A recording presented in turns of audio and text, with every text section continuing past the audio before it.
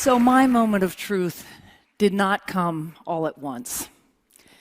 In 2010, I had the chance to be considered for promotion from my job as Director of Policy Planning at the U.S. State Department.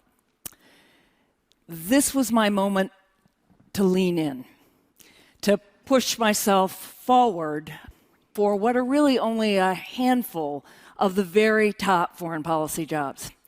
And I had just finished a big 18-month project for Secretary Clinton successfully, and I knew I could handle a bigger job. The woman I thought I was would have said yes. But I had been commuting for 2 years between Washington and Princeton, New Jersey, where my husband and my 2 teenage sons lived, and it was not going well. I tried on the idea of eking out another 2 years in Washington, or maybe uprooting my sons from their school and my husband from his work and asking them to join me. But deep down, I knew that the right decision was to go home, even if I didn't fully recognize the woman who was making that choice. That was a decision based on love and responsibility. I couldn't keep watching my oldest son make bad choices without being able to be there for him when and if he needed me. But the real change came more gradually. Over the next year, while my family was righting itself, I started to realize that even if I could go back into government, I didn't want to. I didn't want to miss the last 5 years that my sons were at home. I finally allowed myself to accept what was really most important to me, not what I was conditioned to want, or maybe what I conditioned myself to want. And that decision led to a reassessment of the feminist narrative that I grew up with and have always championed. I am still completely committed to the cause of male-female equality. But let's think about what that equality really means and how best to achieve it.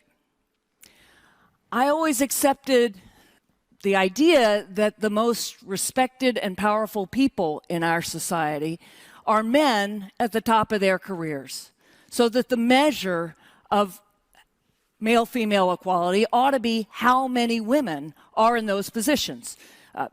Prime ministers, presidents, CEOs, directors, managers, Nobel laureates, leaders.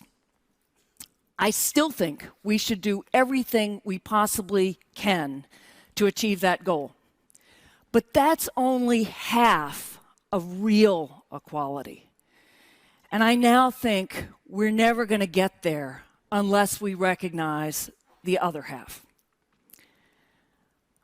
I suggest that real equality, full equality, does not just mean valuing women on male terms. It means creating a much wider range of equally respected choices for women and for men. And to get there, we have to change our workplaces, our policies, and our culture. In the workplace, real equality means valuing family just as much as work, and understanding that the two reinforce each other. In policy terms, real equality means recognizing that the work that women have traditionally done is just as important as the work that men have traditionally done, no matter who does it. Think about it. Breadwinning and caregiving are equally necessary for human survival. At least if we get beyond a barter economy, somebody has to earn an income, and someone else has to convert that income to care and sustenance for loved ones. Now, most of you, when you hear me talk about breadwinning and caregiving, instinctively translate those categories into men's work and women's work. But consider a same-sex couple. Should one of them stop working or reduce hours to be home? Or should they both change their practices so that they can have much more flexible schedules? And what criteria should they use to make that decision? Is it who makes the most money? Or who is most committed to her career? Or who has the most flexible boss? The same-sex perspective helps us see that juggling work and family are not women's problems. They're family problems.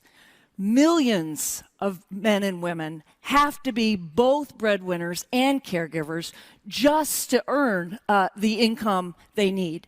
And many of those workers are scrambling. They're patching together care arrangements that are inadequate and often actually unsafe. We're not going to get equally valued choices unless we change our culture. And the kind of cultural change required means re-socializing men. Increasingly in developed countries, women are socialized to believe that our place is no longer only in the home. But men are actually still where they always were. Men are still socialized to believe that they have to be breadwinners, that to derive their self-worth from how high they can climb over other men on a career ladder. And as many women hold that view as men do, we know that lots of women still judge the attractiveness of a man based in large part on how successful he is in his career. A woman can drop out of the workforce and still be an attractive partner. For a man, that's a risky proposition. So as parents and partners, we should be socializing our sons and our husbands to be whatever they want to be, either caregivers or breadwinners.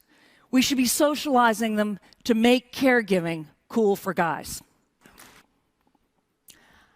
I was raised to believe that championing women's rights meant doing everything we could to get women to the top. And I still hope that I live long enough to see men and women equally represented at all levels of the workforce. But I've come to believe that we have to value family every bit as much as we value work, and that we should entertain the idea that doing right by those we love will make all of us better at everything we do. 30 years ago, Carol Gilligan, wonderful psychologist, studied adolescent girls and identified an ethic of care, an element of human nature every bit as important as the ethic of justice. It turns out that you don't care is just as much a part of who we are as that's not fair. Bill Gates agrees. He argues that the two great forces of human nature are self-interest and caring for others. Let's bring them both together. Let's make the feminist revolution a humanist revolution. As whole human beings, we will be better caregivers and breadwinners. The revolution for human equality can happen. It is happening. It will happen. How far and how fast is up to us. Thank you.